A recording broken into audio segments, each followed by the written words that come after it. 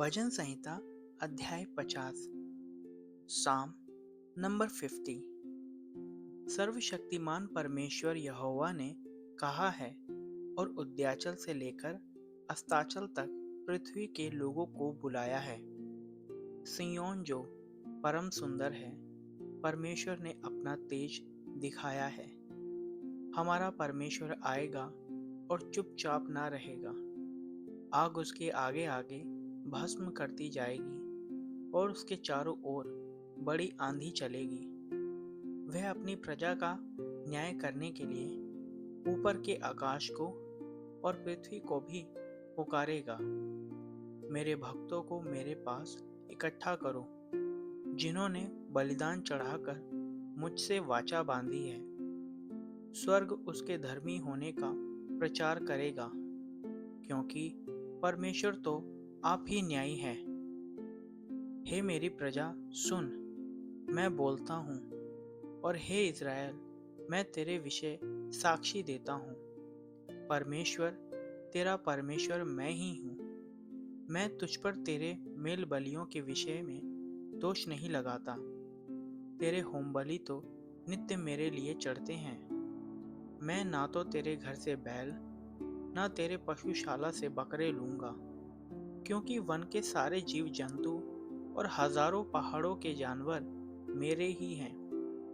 पहाड़ों के सब पक्षियों को मैं जानता हूँ, और मैदान पर चलने फिरने वाले जानवर मेरे ही हैं। यदि मैं भूखा होता तो तुझसे ना कहता, क्योंकि जगत और जो कुछ उसमें है वह मेरा है। क्या मैं बैल का मांस खाऊं या बकरों का लहू पीऊं? परमेश्वर को धन्यवाद ही का बलिदान चढ़ा, और परम प्रधान के लिए अपनी मन्नतें पूरी कर।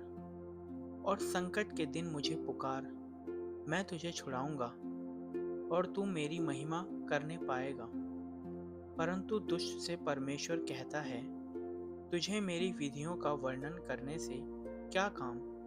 तू मेरी वाचा की चर्चा क्यों करता है? तू तो शिक्षा से बैर करता और मेरे वचनों को तुच्छ जानता है। जब तूने चोर को देखा तब उसकी संगति से प्रसन्न हुआ और परस्त्रीगामियों के साथ भागी हुआ।